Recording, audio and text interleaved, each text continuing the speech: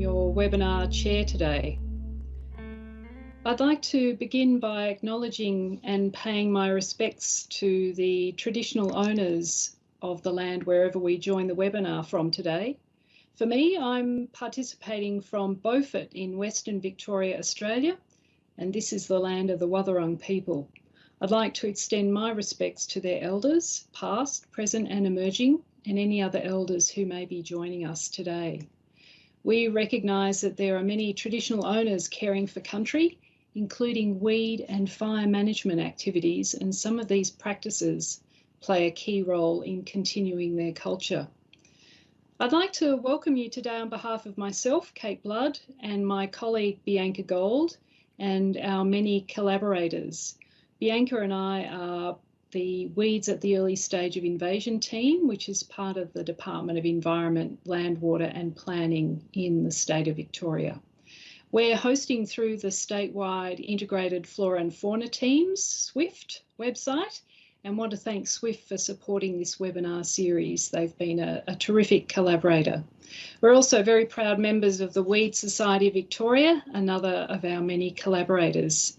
Our tech support today is Matt Bliss from Department of Environment, Land, Water and Planning, and we'd like to acknowledge our collaborators who you will see their many logos on some of our slides today, and also our speakers. Thank you so much for joining us today.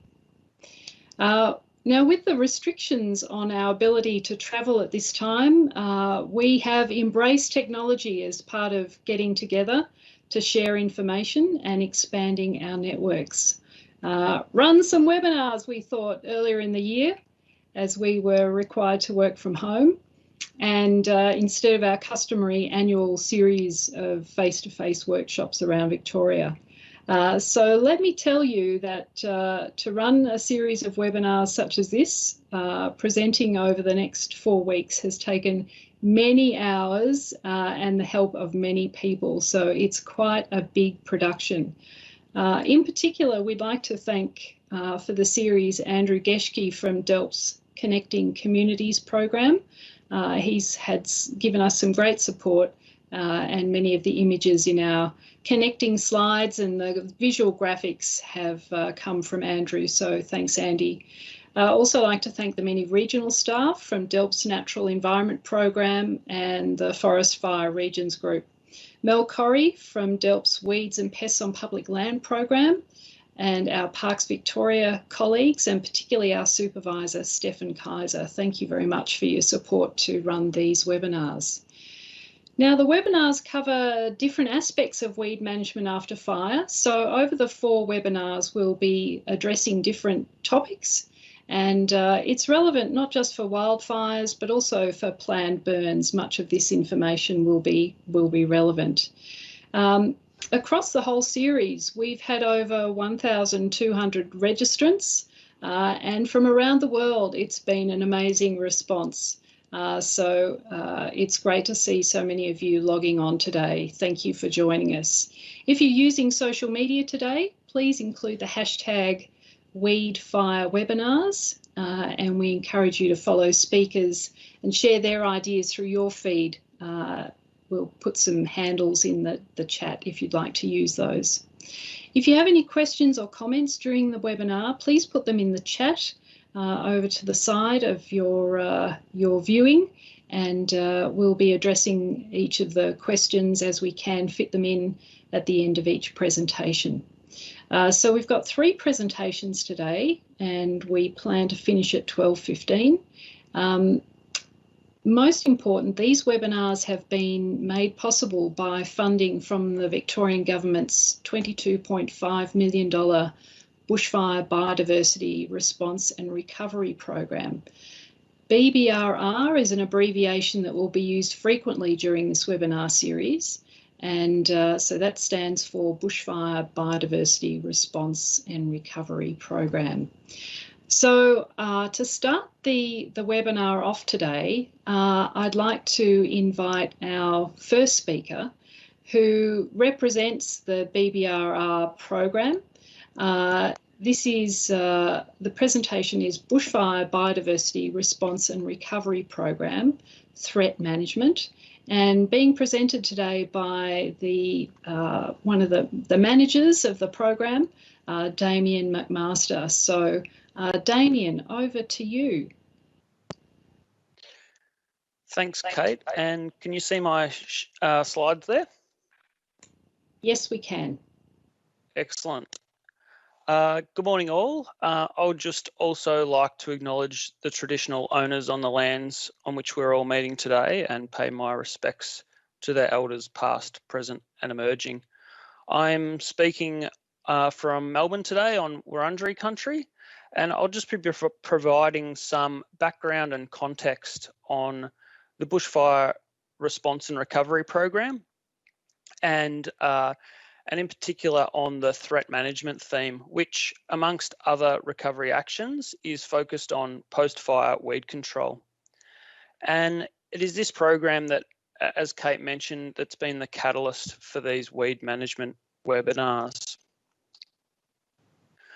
So, as I'm sure you're all very aware, the 2019-20 bushfires were exceptional in size and impact and have had a devastating impact on our native plants and animals, with estimates of over 3 billion animals killed across Australia.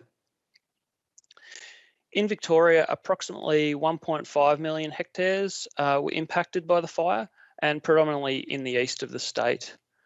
And of particular note was the extreme nature of these fires, with significant areas of high intensity burns resulting in entire tree canopies being burnt, as indicated by the red in this image. Of note too was that these fires impacted many of our sensitive and highly biodiverse ecosystems, including warm temperate rainforests that aren't often impacted by fire. And in these pictures here, we can also see some of our sensitive alpine ecosystems that were impacted by these fires.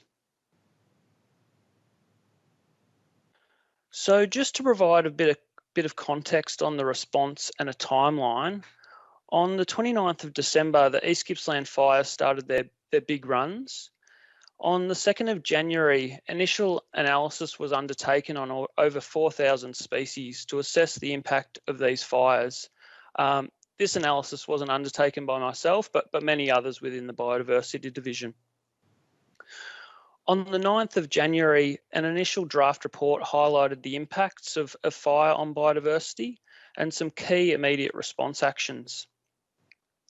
A workshop was then held on the 10th of January with experts across Victoria and interstate to refine those key biodiversity actions to be undertaken as part of the Biodiversity Response and Recovery Program. On the 23rd of January, a preliminary report was released by the Minister with an initial $17.5 million to kickstart those immediate relief and recovery actions that are currently being undertaken. An update of this report, a version 2 report, was released in August this year. And I should just also add that on the 26th of June, the Crisis Council of Cabinet announced a further $5 million for the management of pests as part of the Bushfire Response Program through Bushfire Recovery Victoria. And it's fantastic to see the announcement of a further $29 million at the state budget yesterday that will extend the program out until at least June 2022. We're also hopeful of further federal funding towards this response program.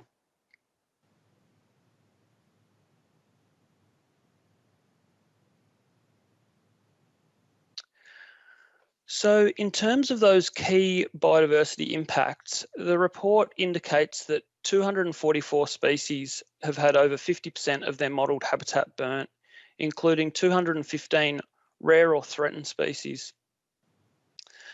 And of those rare or threatened species, 42 have had over 50% of their habitat burnt at high severity.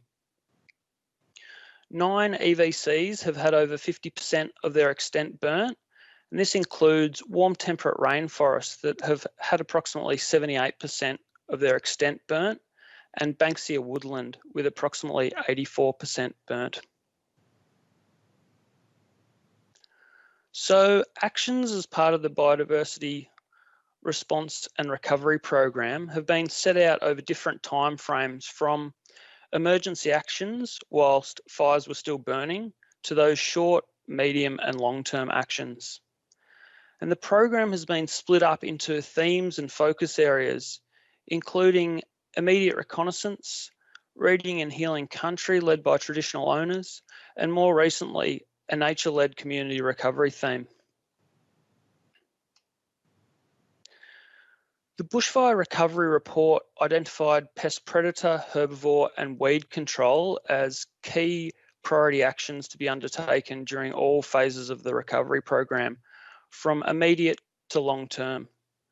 A phase 1 and now a phase 2 plan have been developed outlining the objectives for a coordinated and integrated invasive species management program in response to the bushfires. In regard to weed control, the objective is to reduce the impact of high threat weeds on the survival and recovery of threatened flora species and plant communities. In a post-fire landscape, the risk of new incursions by high threat and early invader weeds is often exacerbated by fire, which is linked to the fire disturbance, but also to some of the suppression activities that have been undertaken. For example, the movement of machinery across the fire ground can increase the risk of both new introductions into the area, but also the spread of existing weeds into new environments. So we know that there is a critical need to respond to weeds following bushfires. And I guess just to make that point, some post-fire analysis using DELP's Conservation Action Planning tool, Strategic Management Prospects, shows that across the range of actions that can be undertaken, controlling weeds post-fire increases in its priority most significantly, as indicated by the red arrow. To date, key delivery partners including DELP, Parks Victoria, the CMAs and Trust for Nature have identified priority locations for protecting high biodiversity areas and have begun undertaking weed control works. Now, I won't go into the specific details on the locations within this talk, as over the coming weeks, we'll have some talks that really go into the detail of the areas of work under this program. But I did just want to highlight that SMP is one tool through the NatureKit website that can be used to identify the most cost-effective locations for weed control to protect the greatest amount of biodiversity values. So as you can see here, the darkest purple indicates the highest priority locations for weed control. Now we've moved into spring and summer, weeds are now starting to proliferate across the burnt landscape. So now is that critical time where we need to be identifying and prioritising those high-risk weeds as they crop up, and remaining somewhat agile and flexible in our ability to treat new infestations as they emerge. Aside from prevention, the control of early invader weeds is the most cost-effective weed management actions. And moving forward from here, the program really wants to have a focus on those early invader weeds that have the opportunity to move into disturbed environments. The post-fire weed triage manual, as well as the early invader weed manual, are two guides to help in the identification and prioritisation of those key weed species for control as we progress through time. And hopefully this weed management series that's being run over the next 4 weeks can really help provide some key advice and working examples on the best and most effective approaches, not only for public land managers, but also any environmental community groups or private landholders that are looking to undertake weed control. So thank you. I hope that's provided a bit of context and overview of the response program and set the scene for the talks to come both today and over the next 4 weeks. A big thanks to Kate and Bianca from the Weeds at the Early Stage of Invasion team for organising this webinar series. I understand there's a fair bit of work involved in that. So thank you, and I'll just stop sharing.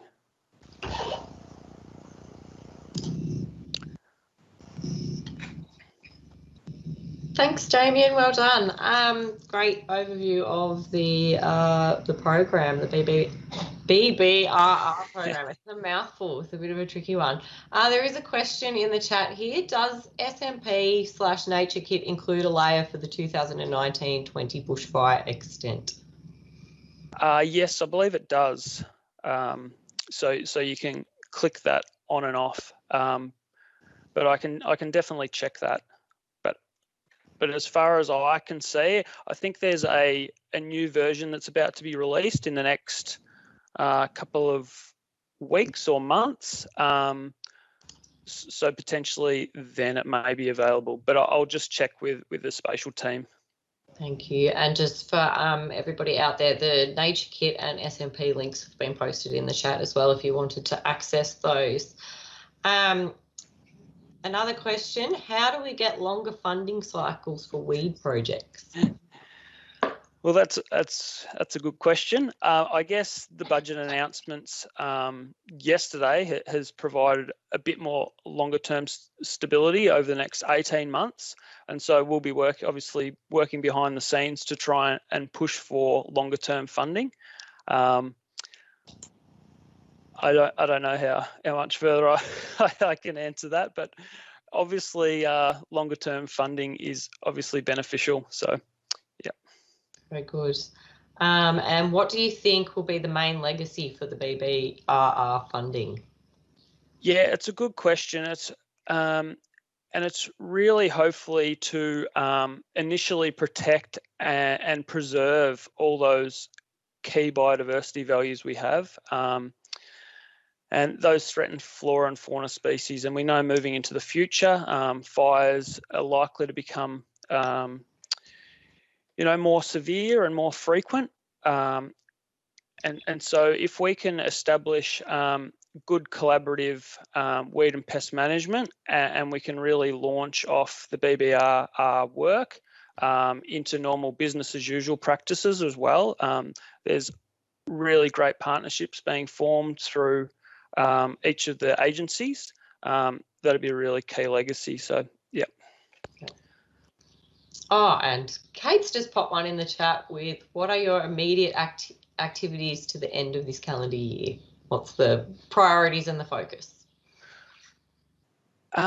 So I guess, as I mentioned, in the weed control space, it's really jumping on those early invader weeds. For the last 6 months, before we've been able to identify weeds coming up through the burnt landscape, it's been treating those, I guess, adjacent areas with that weren't burnt for the protection of threatened species. And so now moving forward, as weeds crop up into the burnt landscape, that's where we're looking to jump on those, new infestations that are coming through.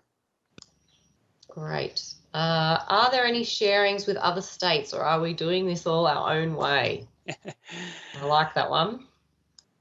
Yeah, that's a good question. And I mean, that's where the program has really brought in, I guess, Kate and Bianca as well, to really work on those collaborations, not only within Victoria, but also interstate as well. So it's a really good point. And if we've got time, funding's is a hot topic. There's another question about, when does DELP expect to make announcements regarding peri-urban weed project funding? As I'm aware, I think the budget announced some funding for the peri-urban weed management program. So I expect communication regarding that over the next couple of weeks. So that's great news. And we've got another one here. What are some of the messages of observations you are receiving from the field about weed regrowth? Yeah, the fact that weeds are bouncing back, obviously throughout Croajingolong National Park, some early invaders like the Dolichos pea are cropping up that they're jumping on, and it's now that weeds are now starting to become easily identified from native species, I guess, as they start to flower. So, yep, now is really critical time as we move forward. Great, thank you, Damien. That's all the questions I have in front of me at the moment. Yeah, but feel free that if you see any in the chat to address those throughout the rest of the webinar. Great. Thanks, Bianca. Thanks, Kate. Thanks so much, Damien. That was really interesting and a great overview of the program and the response since the summer fires. Moving on to our next presentation this morning, I'm really excited to have Dr. Judy Fisher with us today. Judy brings a vast amount of experience to this webinar and has a unique global perspective on biodiversity, including invasive species. Judy is the theme leader for the International Union for Conservation of Nature, that's the IUCN, Ecosystems and Invasive Species Group. Is also associated with the Institute of Agriculture University in Western Australia, and Judy joins us from the Fisher Research Proprietary Limited based in Western Australia. Judy's going to bring us quite a scientific perspective this morning, which I think is really valuable to understand how we respond to weeds after fire and to have a much deeper ecological understanding of what's going on in the environment. So it's with great pleasure that I introduce Judy, who will be speaking about environmental weed management after fire, principles to practice. Thanks, Judy. Thank you very much. Are you able to see my screen? Yes, we can. Thank you. And thank you very much for the opportunity to provide some background information on this topic. And I'd also like to acknowledge the traditional owners on whose land I am at the moment. I'm currently presenting from Perth in Western Australia. So we really need to understand these principles. So the background I'm going to give you, there will be a number of graphs, etc. I won't go into those in any detail, but this will be available for you later to have a look in more detail. So I'm going to really have a look and provide a case study of a Banksia woodland, which here in Western Australia is under the EPBC Act is classified as a threatened ecological community. And I think when we look at our ecosystems, we really need to have a look at, firstly, what is causing weed invasion and what are the consequences of those invasive species. So I'll provide some information here to outline some of that for you. So what I'd like to know is just to, in case people are not aware, and I notice the Victorian government is very aware, there is an intergovernmental platform on biodiversity and ecosystem services, and I'm sitting at on the multidisciplinary expert panel for that platform.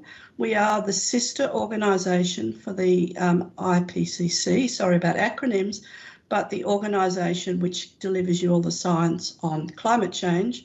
We did the same for biodiversity. So in 2019, we released a global assessment report on biodiversity. And from that global report, with huge input from around the globe over 3 years, we came up with the 5 direct drivers which have the greatest global impacts and change in biodiversity. And you can see what 1 to 4 were, but number 5 was invasive alien species.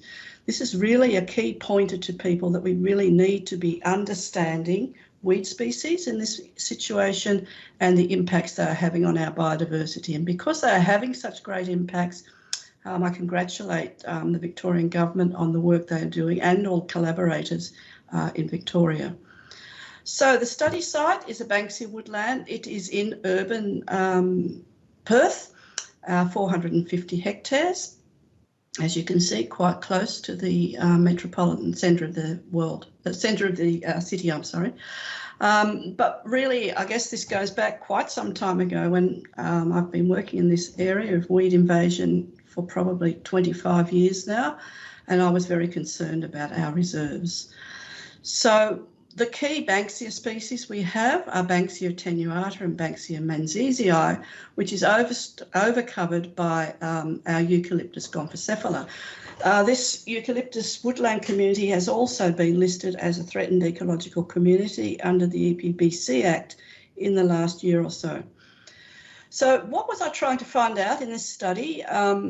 The study was really looking at particularly two key invasive species and what is happening, what are they doing in the system, and what is causing their dominance. It's fine if we know we have weed species, but why are they there and why is it that they are able to outcompete our native species?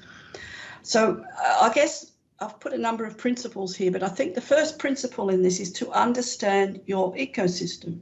So not just understanding the species of invasion, but the whole system in which that weed species is present. So to do that, this study looks at, and you'll see, you can see good condition, medium condition, etc., PCE and PCP. The study looked at those varying conditions of Banksia woodland, but looked at the whole ecosystem as much as possible. So what we did was to understand the ecosystem. We had a look. Well, I guess I looked at the soil seed bank. What is the vegetation in that location? Also of really importance, I think, which we often may forget, is the changes that are occurring in the soil nutrients and how that's impacting the weed species and the native species.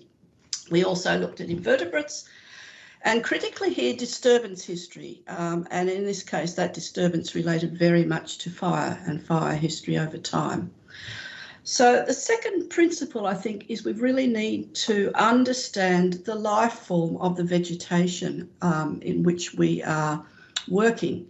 Now, by life form, I'm particularly referring to the manner in which the native species and the weed species return to the system and maintain their existence within the ecosystem. So I just outlined two key life forms, which we've looked at here, and one's to really understand. So those are the cedar species. Now that plant, which reproduces by seed, is often killed by fire, and it needs to re-establish from the seed to maintain their populations. And that seed, generally, not in all situations, has to return from the soil and the seed bank within the soil. Now, the other life forms which are critical, and you'll be seeing a lot, and we saw some photos in the previous presentation, you'll be seeing a lot of species start to regrow or resprout. Now, that is their manner of recovery post-fire. They start to resprout. We find that the resprouters, which do produce seedlings, do not survive particularly long post-fire, because the resprouting vegetation community, their main method of reproduction is through that regrowth. So seed species and seed return is not a strong part of their future and long-term survival. However, if the fires occur too close together, those resprouter species have a really problematic approach to being able to resprout. They are resprouting from their storage below soil, below the ground in their root system, and that storage takes time to develop. So the resprouting after a fire means they are depleting this underground storage, and if another fire occurs very close to the previous fire, they have not had those species have not had the opportunity to rebuild their underground storage, and so highly likely they may not resprout post-fire, and we may lose them from the ecosystem. So these are critical to understand what is the life form, and this is the same for both weed species and native species. So the third principle is to consider the tree canopy cover, and we've just seen some beautiful imagery of what happened to the tree canopy cover post fire. So this is really important because it's the tree canopy cover which is really holding the whole ecosystem together. And we really need to think very carefully about what is happening in that situation. So here I have some work which was conducted in the tree canopy, looking at change in tree canopy from 1963 until 2000 in this reserve. If you just focus on the yellow colour is the canopy cover. What was that canopy cover? This work was done from aerial photography through a GIS system from each year available between 1963 and 2000, and then analysis in that GIS system. What you'll see if you have a look at that bluey green colour, the no canopy area, that has increased dramatically across this time frame. We have lost that tree canopy quite significantly. This is a really, really important thing to understand, because without our tree canopy, a lot of other ecosystem activities will not be able to function, and it also provides opening for our weed species. So just here, the black lines going down show that once the frequency of fires became over 4 in that time frame, that's close to 40 years, 37 years, the tree canopy significantly reduced. We have lost that overcover. That overcover, which is important also in very changing climates. It lets more light into the understory. It takes away the shade. So you can see these are Eucalyptus gomphocephala, which would have covered, the canopy would have covered that whole area, which you can see below. That is now open to the environment and to potentially, and as in this case, weed invasion. So the next principle is understanding the understory vegetation. So once again, in the understory, we have resprouters and cedars. So in this study, we had a look, and the grey colour is the vegetation cover of weed species. Now, to the left, you can see that in our good condition, native species dominate the vegetation cover. However, when we get into on the right, the two bar graphs on the right, the dominance now is those introduced or weed species. The ground cover is now being dominated by weed cover. Once that happens, we start to lose the cover of the native species. And this is once again reflective of the life form of those weed species, as they'll be able to reproduce very quickly. Now, this is complicated, but the thing to look at just is the difference. On the left, you will see the life forms of the native species. Are they a shrub? Do they resprout? Are they cedars? But the life form on the right of all our weed species is completely different to that of the native species. So what we're actually bringing into our native ecosystem is a whole different life form of species. This life form is the thing which determines how those species will reproduce. So on the left, our native species mostly. Here in this ecosystem, the cover is mostly 75% of the cover is a resprouter, whereas if you have a look at our introduced species, nearly all of them are actually cedar species. So they have a very different life form. So what we did find is with that reduced canopy cover, which we showed in an earlier graph, we have lost many of the native resprouting species. They are no longer able to survive due to that really high frequency of fire. They have lost their ability to reproduce. They don't particularly reproduce by seed, so the cedar species have become more dominant. So we have significant here life form changes, and that's accompanied by the weed invasion.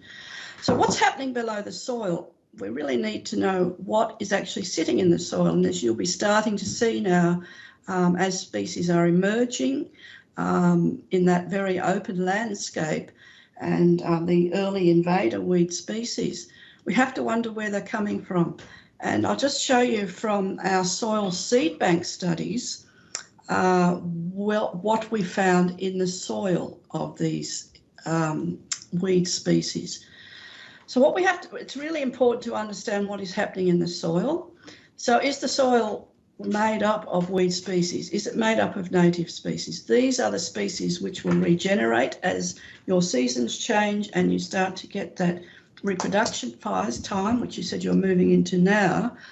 It's those soil seed banks which are really going to dominate those very open spaces. And we also have to wonder about what will help the species within the soil seed bank to germinate. There are many cues for different species for germination, and the cues for germination for native species are often quite different from weed species. So here I'm just going to show you once again, this is thousands and thousands of seeds which were found in the soil seed bank. So on the left, where you see that black, that's our good condition. And on the right, you see the PCE and PCP are those highly invaded weed-dominated sites. So sitting under the soil, which is the next generation of plants, it is really in those invaded sites, it is completely dominated by weed species. They are there in thousands and thousands. 5,000 seeds per square metre, in fact. Whereas if you have a look on the left in our good condition, the native species, they don't have such a high domination of seeds. And so once again, once we open the system to fire, those weed-dominated sites are really, the seeds in the soil are there ready to begin reproduction. Now, once again, don't get too confused about this, but just to have a look at the difference between the life forms on the left in the soil, of the seeds in the soil, the life forms on the right. So the right are the weed species. So all of these lined phases here, the annual herbs and annual grasses, they are what's making up the seed bank. They are there in large numbers, ready to germinate now as spring comes and as that germination period begins. So also we looked at what species were in the soil seed bank, and once again, what is critical here in this study is on the left in the good condition, we didn't have a huge number of weed species, a huge number of weed germinants, but what we did have is just as many weed species in our good condition soil seed bank as in all of the other seed bank vegetation condition. What this means is those seeds are sitting there. They may not be in huge numbers, but they are sitting there ready to become what we are calling these early invader weeds. Once that landscape is opened, there are almost as many weed species in our very good sites as in our very poor sites. So they are there sitting quietly, just waiting for opportunities which a fire provides them with. Once again, this is also just showing the very big difference. Our weed species are nearly all cedar species, whereas our native species are very much more dominated by resprouter species. So once again, that difference in the two types of vegetation life forms is really what is making their success so important. So let's have a look now. So what are the results from these soil seed bank studies? So we found there was a decreased seed of native shrubs and perennial herbs within our soil seed bank. These are the things which really make up that next generation post-fire. So this is really compromising the potential of the native biodiversity to continue into the future. So our next principle, we've looked at what's happening to the seeds in the soil, but what about the nutrients? So we had a look at the soil and leaf nutrients in those different condition sites. We found some very, very surprising results here in both the leaves and the soil. What we did find in our very low nutrient soils here in Western Australia, Phosphorus is really, really low. We do not have a lot of phosphorus. But in our very weedy sites, we had a significant increase in the amount of phosphorus in the soil. Now, one of the things that those annual weed species really do thrive on and grow more quickly on is the phosphorus. And an increased phosphorus actually reduces the ability of Banksia species to reproduce. They do not tolerate high levels of phosphorus. So our soil has changed quite significantly. And also when we looked at the leaves, not only did the leaves of the native species, the soil nutrients of the native species change in phosphorus, but also the weed species. But once again, this dominance of phosphorus in both the leaves and the soil has changed the system in which we are now trying to get our native species to respond to. So the next thing we were looking at, well, just looking at now all of those different areas, we found significant difference between the very good native vegetation and areas invaded by these two particular weed species. What was the reason? The reason was fire. And the reason was, in particular, frequency of fire has led to the invasion. So there's a complete interdependence between the weed species and the fire frequency.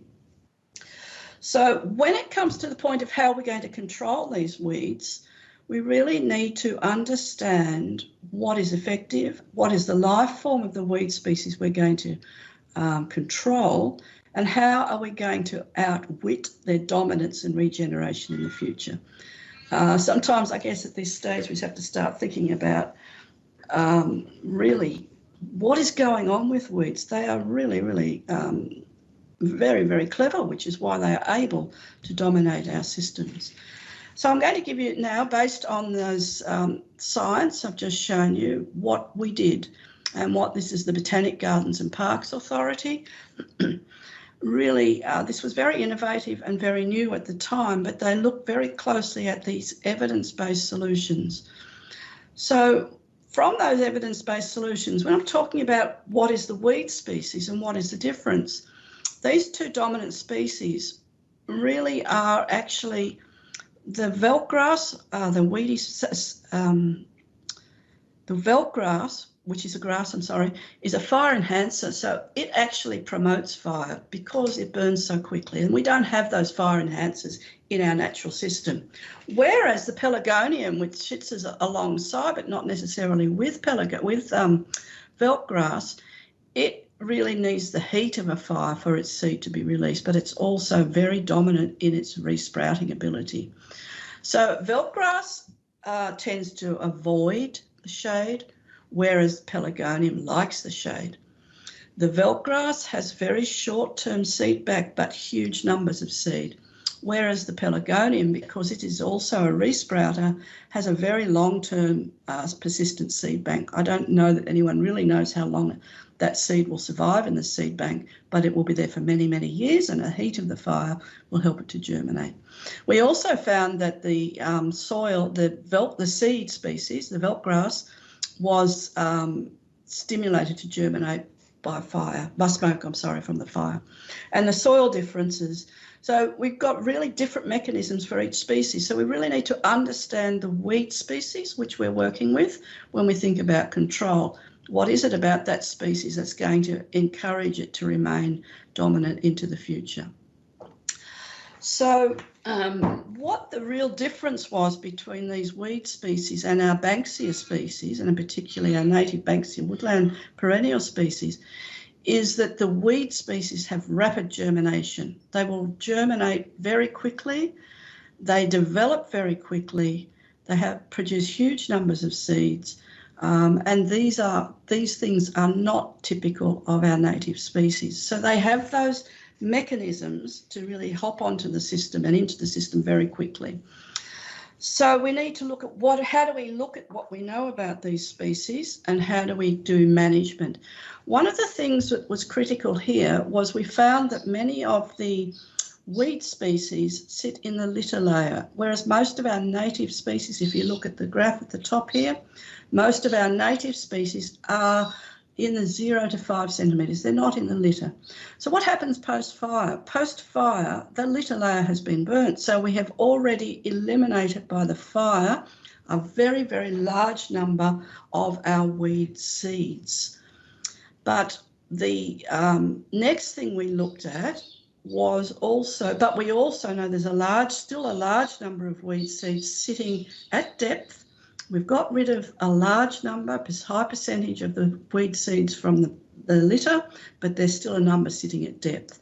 We looked at timing in germination. So once we begin a germination period, which is where you're moving to now with spring coming, the black line on the left, bottom left, the native species, actually took up to 6 to 7 weeks once our rain or whatever the conditions are. Once those conditions started to come, and in this case here it is our rainy season, the native species took up to 6 to 7 weeks to germinate. However, the weed species germinated almost immediately as soon as they received water. So their rapid germination almost immediately really is this window of opportunity which you're now moving into in Victoria. This window of opportunity, we've lost the weed species, we've lost the seed from the litter. We have the seed now germinating from depth. And what it is we've got a window of opportunity and a period of time to control those weed species without harming regerminating native species, because the native species are much slower in their response to germination. We have this window of opportunity to really tackle these invasive species. So with different fire histories, what we found here, immediately in areas that had limited amount of fire, there was not a big seed of weed species. However, within 18 months of fire, those weed species built up their soil seed bank dramatically. As you can see in this graph, almost dramatically after 18 months and 1 or 2 years of germination and response, more than 2,500 seeds per square metre of veldtgrass was back in the seed bank. We have to use this period in between this post-fire period to weed control here so that we can prevent return of seeds to the soil seed bank. So with that knowledge, I spoke with the managers of Kings Park and I said, what we've got here is this science that tells us we've had a fire, the area is open. What normally happens, that area is open, and this is how it looked post-fire, and this is how it looked previous to an earlier fire. All of the yellow grass there is invasive veldtgrass. No weed control was conducted, so that grass took control, took over. The native species were no longer part of that system, except for the very tall dominant species. So a fire occurred and over 75 hectares, and the Botanic Garden and Parks Authority really looked at the science and they went straight in and started to weed control. They weed control for these two specific dominant species, which really, how do we prioritise? They are the ones that are having the most negative impact on the environment. So this is how this is looking 1 year after the first weed control, and if you look back, the same location, no weed control post-fire, weed control 1 year later post-fire. So there's open spaces, there's no weeds. These are these open spaces where the weeds would have been germinating from. They have been controlled. So it's allowing the native species to start to re-establish. This is also the same period post-fire. We don't see any weed species there, just recovery of native species. This is how it looked 2.5 years post-fire. The native species were able to re-establish. The cedar species, which are the yellow acacias, were quickly able to re-establish, and all of the resprouter species. The whole system is returning back to the system that it had before. There are no weed species there. So that weed control obviously needs to continue, and there was a question earlier, that weed control needs to continue for 2 to 3 years to make sure we capture and remove all weed species from their ability to return to the soil seeds bank and to allow the native vegetation to recover. So that's really a really stark example of how we use the science to say we must do weed control immediately post-fire. So I think the next principle is we really do need, and I congratulate Victorians who are doing this, to really focus on that post-fire rapid weed control.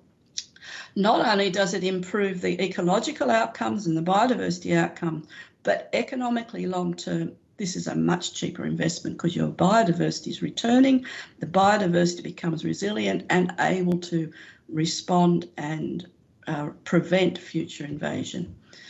So I'm not going to read this, but I just want to quote that what I have here is some quotes, and they're all in quote from the strategic management prospects, which you heard about in the first speaker, by the first speaker.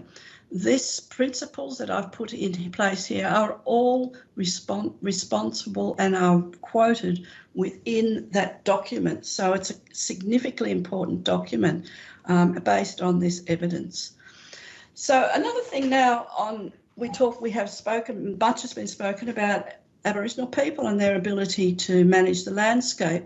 I referred to that global assessment report by IPBES, the Intergovernmental Platform on Biodiversity. This was a key finding of that report. IPBES works very closely with the Indigenous people around the globe. And this was a key finding, and I think we really need to keep this in focus as well, and there's a lot of work now going on fire management. So I'm just going to give you a very quick, just some quick work that's been conducted with traditional owners in the threatened ecological community in the Kimberley region of Western Australia, all once again related to fire, weed management. Now, this is how do we do this at a landscape scale? So that was more of a regional scale. This is landscape scale. How do we understand landscapes and how do we decide what to do? So this is a very large landscape across the whole peninsula in the Kimberley. Work was done with remote sensing to understand the impact of fire, just similar to the project I mentioned in a reserve, to understand the frequency of fire and understand how that fire was affecting culturally significant monsoon vine thickets. The red area shows you the most frequent fires and how they are imposing and impacting into this very culturally significant place. And we have a lot of very significant results here, but they match so much the results I've just been showing you from the Banks Hill Woodland community. This graph is really important. Once again, it matches exactly what we saw in the other. The frequency of fire is the thing which is really providing a real barrier to our biodiversity to restoring itself. We really need to be very, very careful how frequently we burn. And in this case, you can see of that whole area, 74% had fires in every 1 to 3 years. So now I'm going to just give you a quick have a look at a methodology we've been working now to actually measure the effectiveness of weed cover and weed management and restoration with the IUCN. We're currently preparing this as a global case study of best practice, but it's all based around, well, obviously working in a multidisciplinary and collaborative projects, but it's all based around establishing, understanding our ecosystem based on weed cover.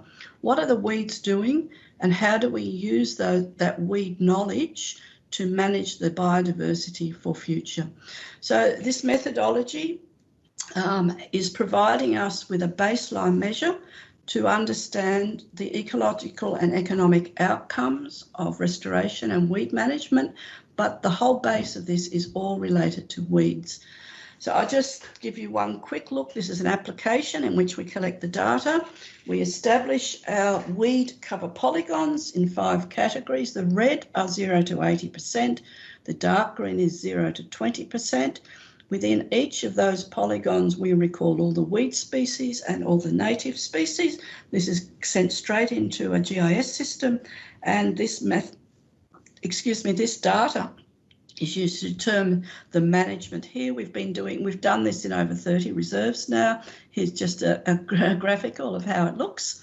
But you can see when we do it in different ecosystem types, we are getting very much different. There's one here at the bottom where our weed cover of 0 to 80% is dominant. We use this as our management tool to determine where we're going to manage because we understand the landscape rather than just the weed species. So that is close to being completed now, and I'd like to thank all the collaborators who've worked with us, much of local communities and local governments, on measuring this. We have shown over time that if we understand and use this baseline measure based around weed cover, we can increase restoration effectiveness, increase biodiversity resilience, and it brings more money into the system as we're able to incorporate and understand the economic effectiveness of what we're doing. And so those who provide the money, and this could refer to one of the questions to our previous speaker, once you can demonstrate that that money is actually providing biodiversity outcomes, the investments will increase. And I think that's a critical point in terms of one of the questions asked for the previous speaker, how do we get long-term funding? So I've just here, and I'm not going to go through them again, but I've just put the different principles, and there were 9 of them, which I've outlined during the talk. They are all there for you for later to understand. But if we can understand the system, the life forms of the vegetation, the overstory, how do species renew themselves, what's happening in relation to soils post-fire, and really, I think critical here, we can talk about different weed species, but what is it about that weed species which enables it to respond and come back so more effectively than our native species, given gaps or disturbance events which help to promote their germination. These are critical. I gave you some examples of 2 really dominant weed species, but having very different approaches and methods of remaining within the system.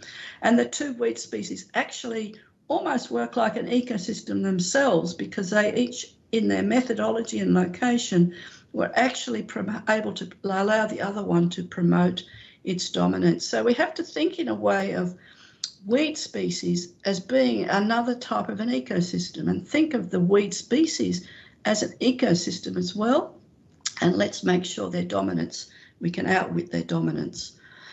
So I'd like to say thank you very much. I have covered a lot of information here. However, it's all there available for you to see later if you want to go back in more detail.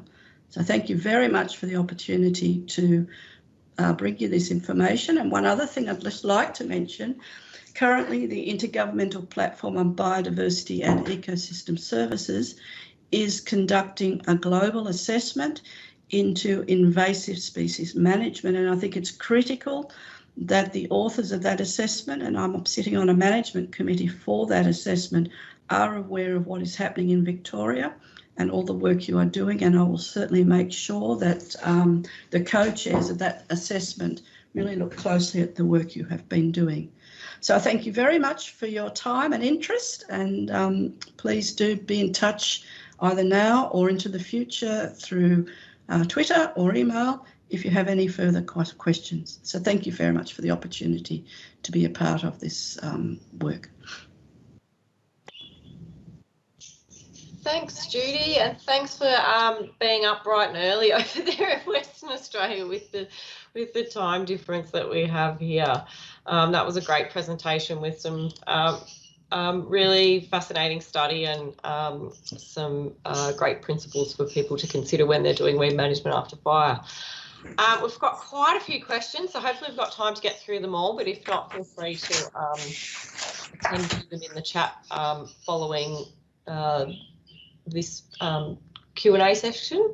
So the first one I have is, you indicated that the decline of tree canopy led to an increase in introduced plants and the decline in vegetation condition. How do you know that the canopy decline is causing the other things, not just responding to underlying factors that may be causing the other changes? Yes, thank you. That's why I think we need to understand the ecosystem. the data that we developed, this was my PhD, and it did take a very long time. I think probably about 3 PhDs in this. The data that we developed, we found significant relationships between all of those factors.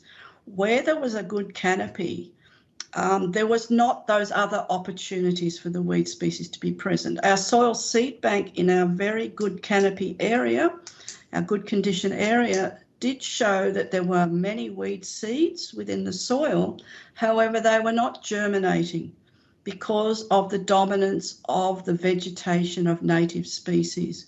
Once that area became open and the canopy was gone, the shade, the light, all of those things are the things which really promote not only the germination of those weed species, but also their rapid dominance across the landscape because of their methodology of growing. So our data did show a significant relationship between the two. In our very good condition areas, the weed species were present. Those good condition areas, there was a significant relationship between the number of fires in those good condition areas and the loss of canopy. So there were less fires in those areas, less canopy loss. So no, there is a significant relationship. The fire and the opening of the canopy actually does allow the weed species, they're present, but they're not dominant. Once these openings occur, they become dominant. And if those openings don't recover, if we have frequent fires and those openings remain, then their dominance really does, it's very strong. So I hope that's answered your question. Thank you. So the next question I have here is, how does the frequency of fire change this information? Not entirely sure on the details of that. Well, the frequency of fire means because of the way native species, these resprouting species, they come back quickly post-fire, as you're seeing that regrowth. It's the storage underground in their root system, which is allowing them to do that regrowth. They need some time now before the next fire to rebuild the storage systems underground before they'll be able to resprout again. So if you have a fire in 2 years, 1 year, 3 years, they haven't rebuilt that. So next fire, if it's very close to this one, they will not be able to resprout. And that will be the death of that tree or those species that are resprouting. So I'm not sure if that's answered your question, but that frequency does prevent the native species from coming back rapidly, as you might be seeing at the moment. Their regeneration is happening. Thank you. And this one might cover it a little bit too. So we have just learnt that the frequent fires favour, that's a mouthful, frequent fires favour cedar species. Do high intensity burns also favour cedar species more than low intensity burns? Well, I think this is a really interesting question. The low intensity burn, one of the things that we were able to hop into here in our window of opportunity was that the fire had burnt all the seeds which were sitting on that litter, on that surface. Whether your low intensity fires will remove the weed species, weed seeds sitting on the surface, I don't know. That's something that somebody really needs to have a look at. We have to remember that many of the traditional approaches to fire, and this is not being in any way critical, were occurring across the landscape when there were no invasive species and no weed species on the landscape. So some of that, the mosaic burning may have really, that there was no competition in the landscape or in those systems from weed species. So we need to be really mindful of thinking about the things I've said here about the seeds, reproduction, and whether that low intensity fire is actually getting rid of this weed seeds which are sitting on the surface. I hope that has answered the question. Yeah. Thanks, Judy. This one relates to your results. Are these results after one extreme fire event? There must be a critical temporal element to the transition from high proportion of native seed to high proportion of introduced seed. No, these results are at the very beginning, I showed a change in canopy cover. So what that actually was that change in canopy cover resulted from frequency of fire. So this landscape had not been managed for many years, and had in some areas very large numbers of, well, up to 7 fires in a 23-year period. So it has occurred over time. The fires have been frequency. The very good condition areas were the areas that did not have frequent fires. We found a significant relationship between our field sites and frequency of fire. So it has built up over time in this particular situation. However, we do know that once we know about what the weed species are doing, we can eliminate them from the system. Almost, probably I shouldn't use the word eliminate, but we can remove their dominance from the system and allow the native species to slowly recover. If it's a very degraded site, then certainly we may need to do some planting to help the native system recover. That's all dependent on the situation. And a few more questions. So fire/smoke water breaks seed dormancy on many species. One of the reasons for their quick germination post-fire. Oh, that was a comment. Sorry. Okay. Rather than a question. We have the invasive grass Ehrhata calcinea in Victoria, and it has expanded considerably over the last 20 years into many new parts of the state. What can we expect to see as it continues to expand its range? You will have a new ecosystem. You will have a grassland ecosystem. There's absolutely no doubt about that. But don't be dejected by this. I mean, if you understand that, and one of the things that a lot of people have been doing over time, and I just have been in this word for a long time, is year after year spraying, for instance, veld grass in reserves. However, they have not been thinking about this. They will spray, and what will happen is they will spray and that will kill something, but it's not killing the soil seed bank. It's not impacting the soil seed bank. It's impacting the species on the ground, but you still have all the seeds in the seed bank, the huge seed load. So we need to think about, if you don't want to end up with savanna grasslands across those landscapes, we need to think very carefully and develop really interesting methodologies to outcompete and outwit that weed species. It can be done. So yes, you will end up with savanna woodlands unless something very coordinated occurs with different methodologies, different times of the year. A real restoration approach as opposed to just spraying with weed control. Yeah. And a couple of more. How can we balance protecting the re-establishment of soil microbes which have been damaged after fire with treating invasive species? It's critical. What methodologies, I'm not sure, but we need to get that soil back in top condition, and the microbes are critical. I didn't cover that here, but they are critical. Many of the native species actually need those microbes. So I guess one of the key findings here is, and it would be interesting if you're able to do this, and if you're not already doing it in some of your weed fire-prone sites, is to just do a bit of soil testing. Because what you might be expecting, you may be expecting native species to return, but we are very low in phosphorus here in southwest WA. That may be different there, but I tested 10 different nutrients, and it was only the phosphorus that showed up in a significant relationship.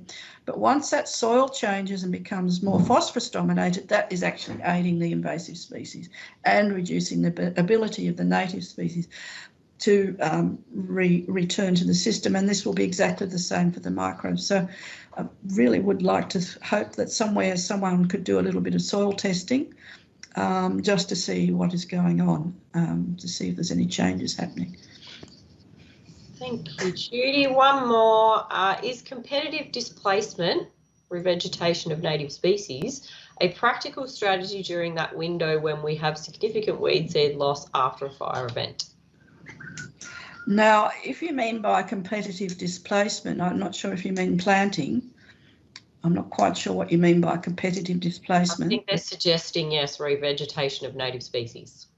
What we've found in many situations is actually allow the system a little bit of time before you plant, because you don't actually know what's going to happen. I mean, you could experiment and try both methods, but also after fire, that everything needs to settle down a bit. So I wouldn't actually put a principle on that, but regeneration from I don't know how long the native species take to really grow and become to displace. It could take 1, 3, 4 years, because native species grow much more slowly than weed species. It's an interesting question, but I'm not sure if I could really. I think weed species control is critical in the first instance. Thank you. Thanks, Judy. That's all for the questions for now. Thank you. Thank you. Thanks, Judy. That was really, really interesting. Thank you so much for sharing your years of knowledge and your research and your global perspective as well. That's been a great presentation. Thank you very much. Pleasure. Thank you. Thanks, Judy. My colleague, Bianca Gold, excuse me, who's been moderating the questions for us, Bianca and I work on a project called Weeds at the Early Stage of Invasion, or abbreviated to WESI, and it's funded by the Victorian Government's Weeds and Pests on Public Land program, who are one of our collaborators. So thank you, WPPL, for your support with these webinars. That program also funds, excuse me, a number of Eden projects. These are landscape scale weed management projects in Victoria. So our next presentation, our speakers bring years of experience managing weeds in large landscapes, collaborating with many people.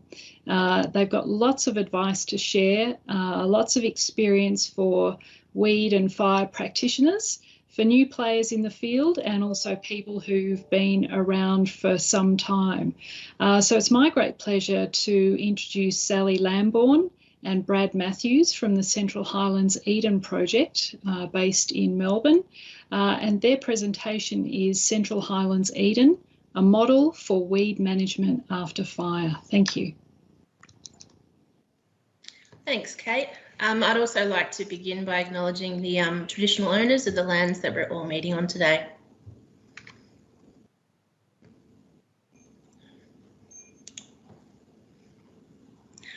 Central Highlands is one of 3 Eden projects in Victoria. We're just about to enter our 10th year, which makes us the youngest of the Edens. Just struggling to...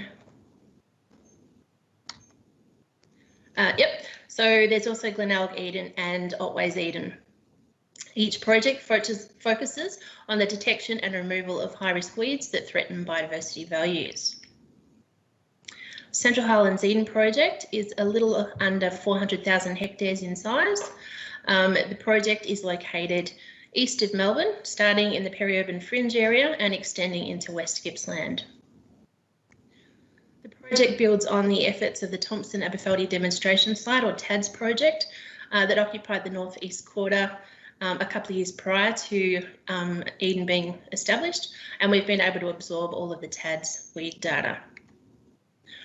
Very broadly, land management is split between Parks Victoria managing approximately 1/3 as National Park, State Park and other reserves, and DELP managing the remaining 2/3 primarily as State Forest.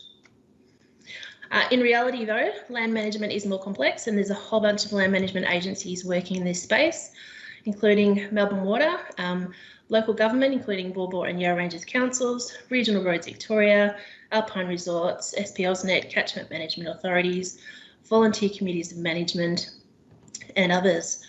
Most of these agencies are represented on the Central Highlands Eden Working Group. The working group is supportive and collaborative. Project staff work closely with land managers to map weeds and coordinate treatment efforts. Land managers also undertake complementary weed control works across the project area, and for every $1 of on-ground weed control works delivered by the project, land managers contribute a further $4. The first slide mentioned a focus on weed detection. Central Highlands takes this very literally. While this map here looks to be a bit of a mess. It does represent the 90,000 plus waypoints of weed data we've collected and analysed so far. So the pink diamonds represent blackberry, and that accounts for about 80% of the weed cover we map. And the next species you're most likely to find is spear thistle, and that's represented here by purple triangles.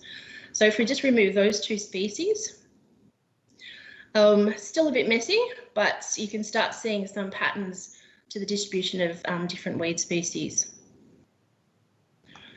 And we'll draw on a handful of example species throughout the presentation. So what do we do with all this data? No doubt most of you would be familiar with the invasive species curve. We work across the continuum of the curve when considering our weed management objectives. We would all love to be sitting in this left-hand column where all weeds are absent from the project area, and we just work to keep it that way. Unfortunately, weeds are very much part of the landscape, and we need to realistically determine where we can work to eradicate a species or where containment or asset protection might be a more appropriate response. So in terms of prevention, we organise for accredited weed stop or vehicle hygiene training to occur each year, and work practices like working from weed-free to weedy areas means that we as land managers, and by extension to, the contractors that we engage, can limit further weed spread.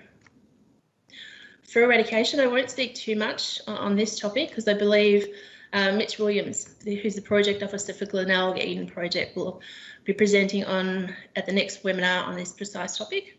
So briefly though, at the end of each season, we factor in all our new weed data and review the feasibility of eradication score for each species.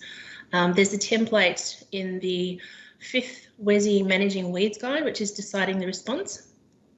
And the template leads you to a score for each species based on a number of factors like total extent, a number of weed infestations, accessibility to sites, detectability, reproduction, seed longevity and dispersal. There are currently 19 species that we are trying to eradicate from our 400,000 hectare project area.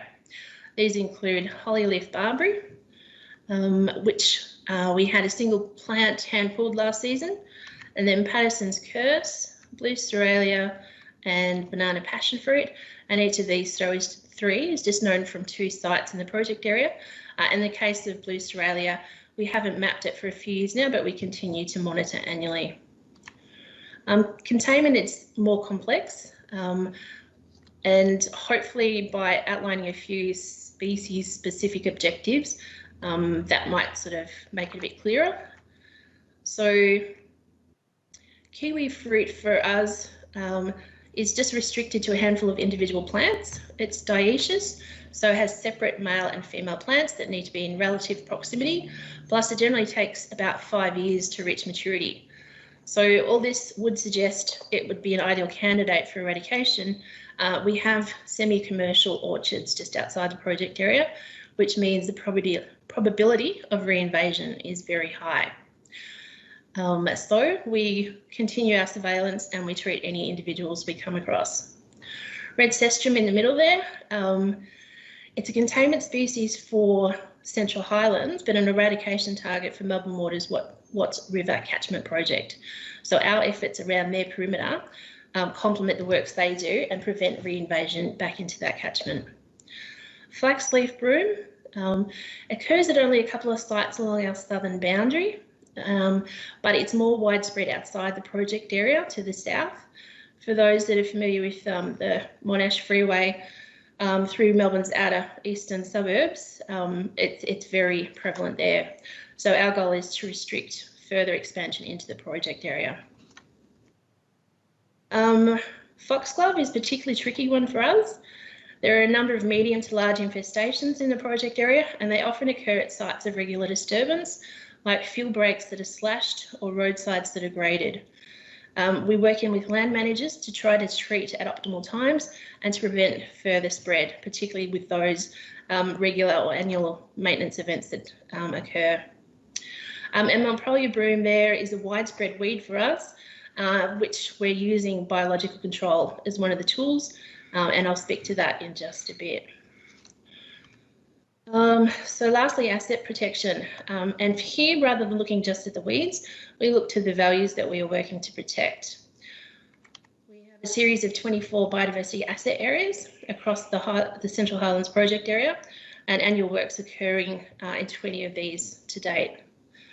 The locations are based on modelling like the Strategic Management Prospects and Nature Kit, which were mentioned previously, as well as local land manager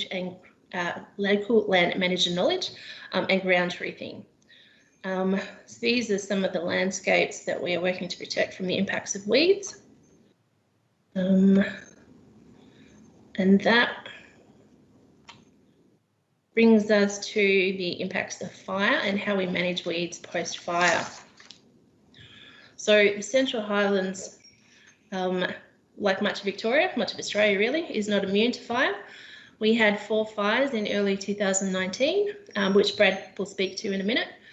There was a smaller fire in 2014, the Aberfeldy-Donnelly Creek fire in 2013, and predating the project, but also relevant, is Black Saturday fires in 2009, the Eastern Victoria Great Divide fires in 2007, a fire at Rindara in 2006, and a series of smaller fires in 2004. So if we overlay all of those on top of each other, over the last sort of 15 to 20 years, approximately 1/3 of the project area has been impacted by wildfire. So it's worth comparing Central Highlands in responses to the first fire when the project started, the Aberfeldy fire in 2013, and more recent fires in 2019.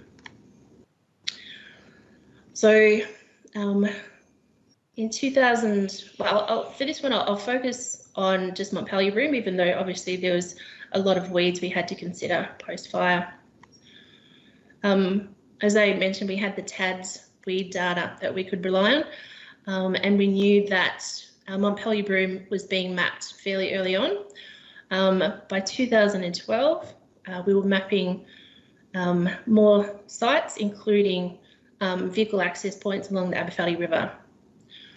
Fire came through in January of 2013, which was only a little over a year after the Central Highlands Eden project was commenced. We had some good weed data, but it was incomplete. Still, we knew that Montpellier Broom establishes a long-lived seed bank, which tends to germinate en masse post-fire. There was a tight time frame if we were to get in and treat as much as possible before the newly emerging seedlings were to start setting seed themselves in their second year. In the absence of any post-fire recovery funds for the project, and with much of the road network closed due to the fires, we engaged 4 contractors to work concurrently down the Aberfeldy River, and that happened sort of the 2013-14 season and then 2014-15. So we improved our mapping. The aim was to try to treat at least the first 10 metres either bank of the river, to map anything where the broom extended beyond this, and also to limit the movement of broom downstream into the Baw Baw National Park, from which there was only limited plants present. In November of 2015, as part of a broader project-wide biological control strategy, we released the Montpellier Broom Psyllid. These photos indicate the extent to which we had broom across the landscape post-fire. So this is Noel Lee's sort of getting lost in a sea of yellow flowers. Looking at the yellow on either side of the bank of the Aberfeldy River. And in some areas, it did extend beyond the banks, and this is sort of 30 to 50 metres up from the river. So after that second year, when we were getting to the point of the new broom plants flowering and setting seed, we had to revise our strategy. So psyllids were released at 8 sites along the Aberfeldy River. And initially the psyllid numbers built up quite well, and the impacts to plant health were really evident. During our most recent monitoring though, we found very few psyllids. We're assuming this might be related in part to recent long hot summers, and Wayne Broomfield from Latrobe District has reported more sightings in the last year or so. So we're hopeful that this biocontrol agent will still continue to play a part in the containment of Montpellier broom. Since its release, though, we have continued our herbicide treatment of broom, focusing more on road networks, particularly those vehicle crossing points where we do see some movement of broom away from the river. So that kind of takes us up to that fire, and now I'll hand over to Brad to talk about the more recent fires.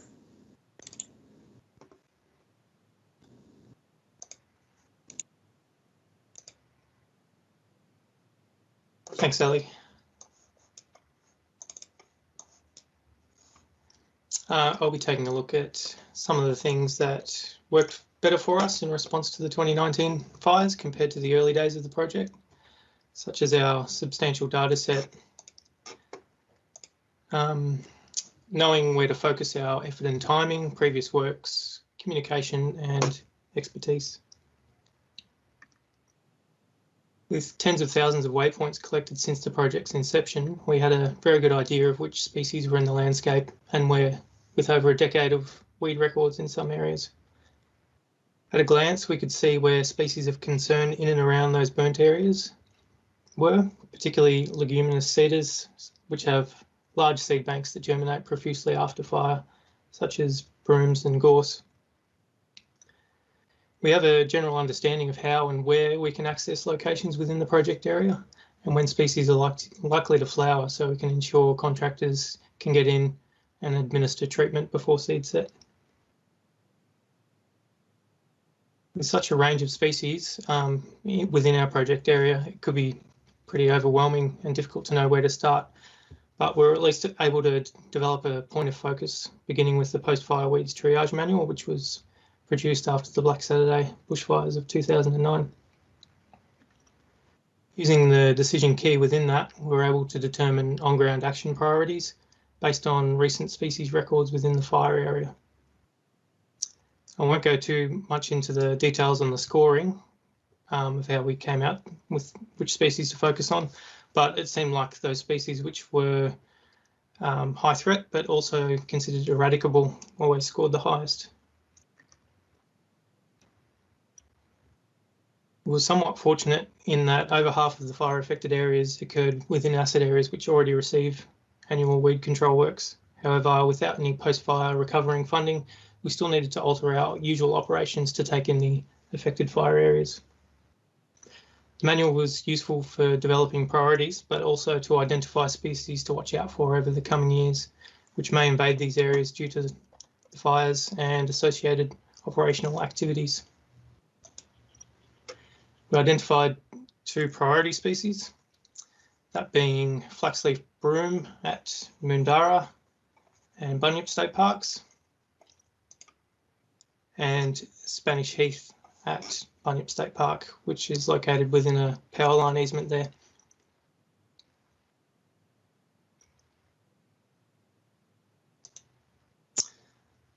A substantial amount of work controlling weeds over previous years meant that some areas already had very low weed cover. And taking a look at Bunyip Asset area, I'm not sure if it's difficult to see there, but areas within the orange asset boundary reduce in weed cover over time. See 2017-18, continuous lines of blackberry reduce generally to scattered waypoints, and there is a reduction in high threat species diversity. By December of 2018, we were fortunate enough to have mapped and treated the weeds throughout that area, well before the fires came through the following March.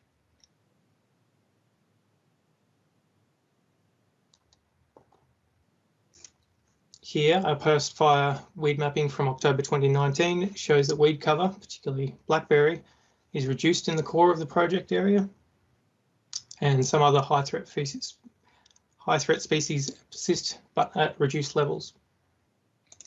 We also increased our survey effort to include seldom used tracks and pathways of spread outside the project and asset areas. We also collected data on low threat weed species for our area, such as sow thistle, capeweed and clovers. Here we can see that weed cover is reduced to less than half of its original state since the beginning of treatment at Bunyip. Although from that point it increased nearly fourfold post-fire, which can be deceiving, as we can put this mostly down to the factors I mentioned earlier, where we expanded our survey area, included weeds, which we hadn't previously.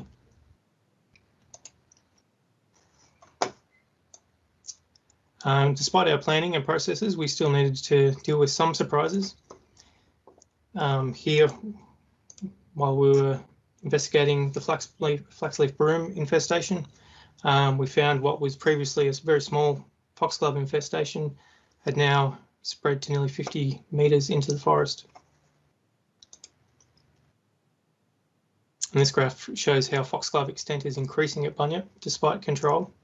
And this is similar in other areas of the project, as Sally mentioned earlier. It's still something we're trying to get a handle on and contain.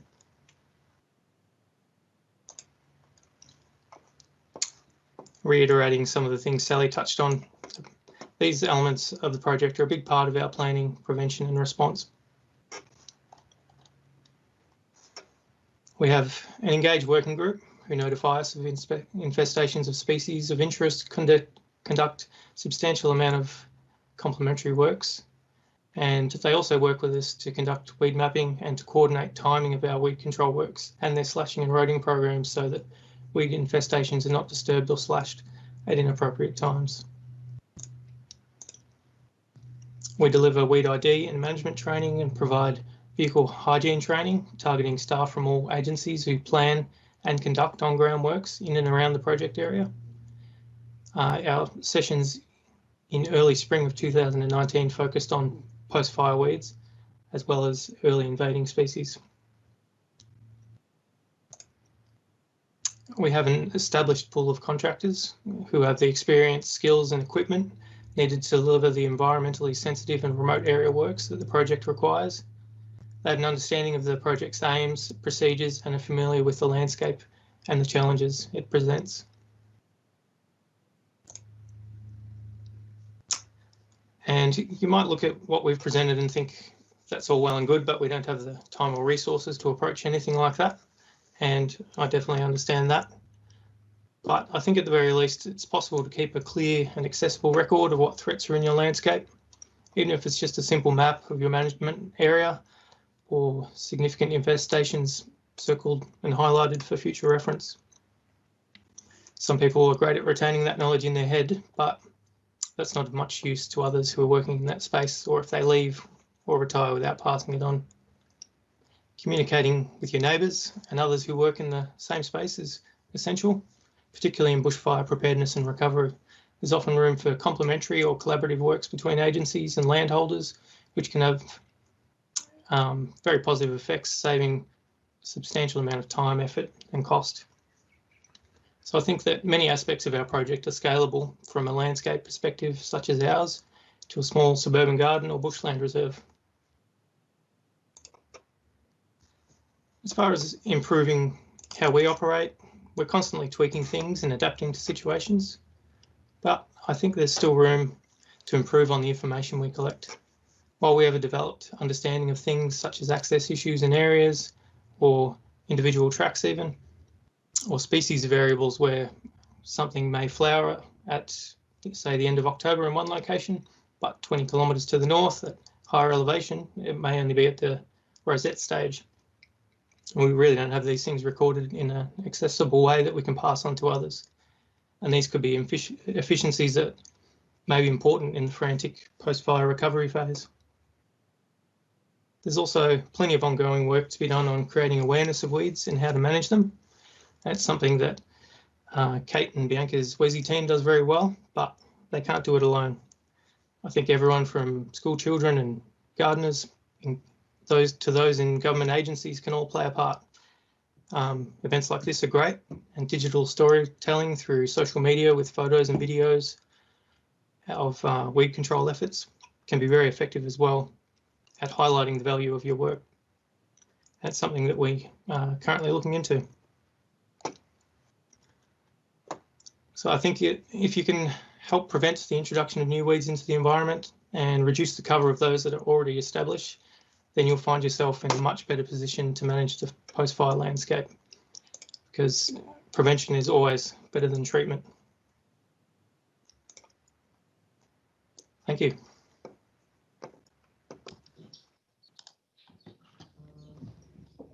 Thank you, Sally and Brad. Thanks for sharing your processes and learnings from working in the Central Highlands, Eden, and hopefully some tips there that some people can take away and apply to their own projects and programs. I've only got a couple of questions. So one of the questions, which I suspect you may or may not be able to answer, is, are the scores the same as in the advisory list of environmental weeds? That's a very good question. I've not looked at that. But we're talking eradication feasibility scores? Yes, I believe so. Yeah, so they change each time you look at it depending on the data you're feeding into it. So for eradication species, for us, numbers might be sort of between 10 and 15. So for hollyleaf barberry, but if you compare that to blackberry or St John's or something, that's up above 50. So it really depends on the point in time you're looking at it and the extent of weeds. So it does vary. It's not a static number. Very good. Yes, I was going to say they are different scoring systems, so they will be different. So another question was, what were some of the high threat and eradicable species identified within the fire affected areas? There was a range. Off the top of my head, there was Babiana, Taiwan lily, wormwood, Patterson's curse, polygala, to name a few. But they were the ones that came out as high on the list. But actually within the affected fire area, it was really just those two that I mentioned in flaxleaf broom and Spanish heath. Sure. So top priorities for managing roadsides for multiple functions. I'm not sure if that's supposed to say protection, fire break, weed control, biodiversity, wildlife corridors, long paddock, access, egress during emergencies, road safety and tourism.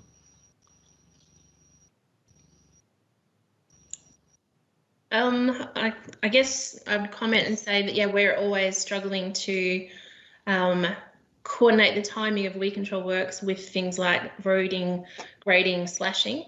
And it is difficult at times to try and avoid having, competing contractors show up on the same day pretty much.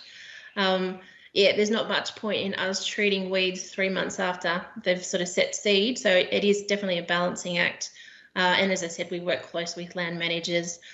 We meet each winter prior to the season to sort of work out who's going to get in first and treat, or who's going to hold off and come in after. And yeah, we're just reassessing each year to see how successful we are at getting that done.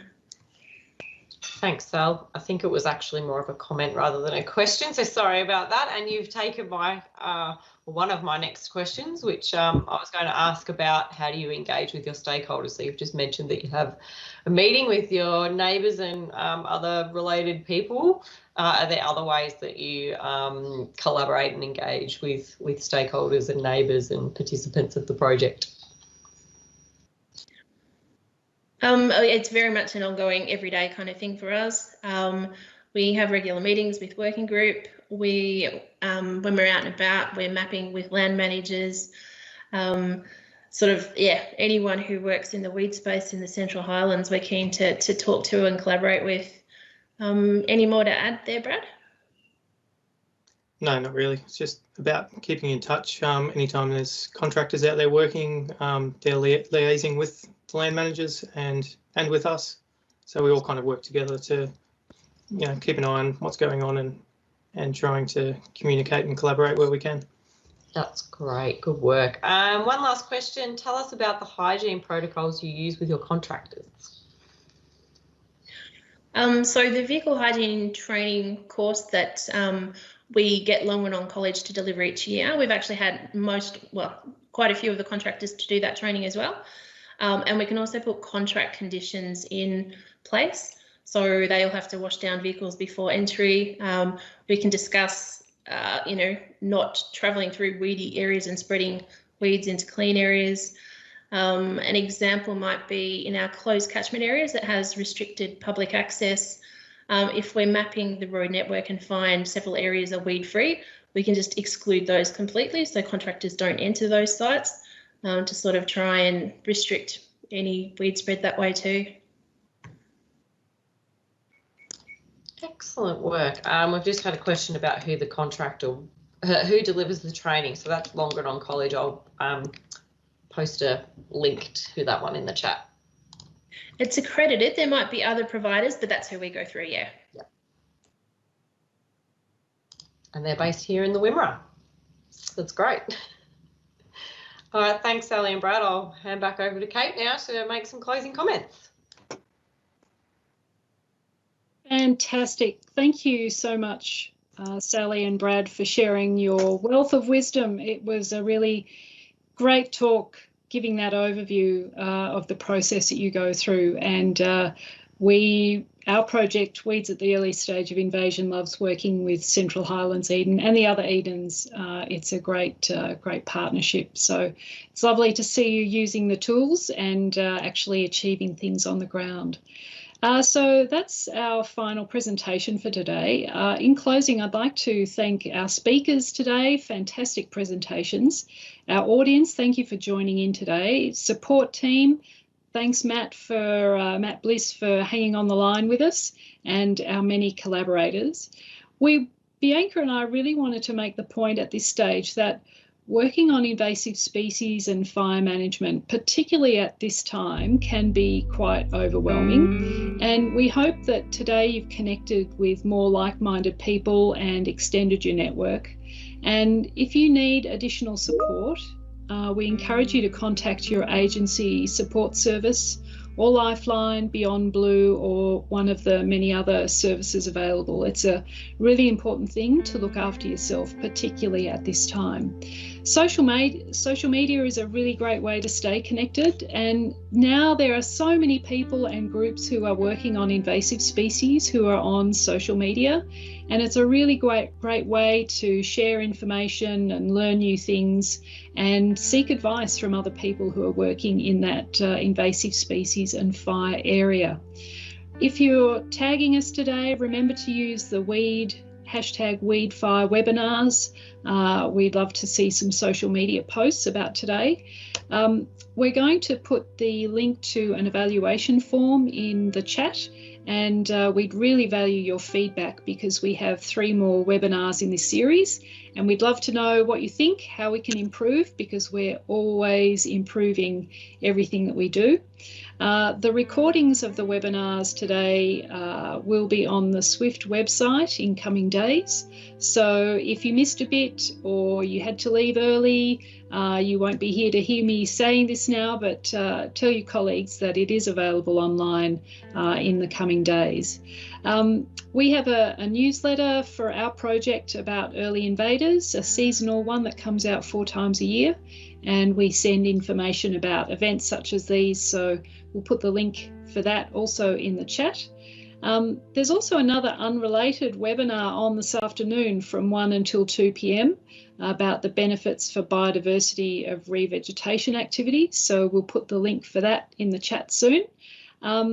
And a reminder that there are 3 more webinars in this series on each Wednesday for the next 3 weeks, and you can register for those via the Swift website if you haven't already. And next week is all about prioritisation of weeds after fire. How do you work out which weed do you treat first, or which selection of weeds? Where do you start? So we'll hear some really great practical examples of how people do that, because sometimes if you're not prepared after a fire event, it's like, oh my gosh, where do I start? What do I do? So we'll hear some really great examples of how people deal with that. So from Bianca Gold and myself and our many collaborators, we'd like to thank you for joining us today. Please stay safe, and we hope to see you at the next webinar on Wednesday next week. Thank you very much.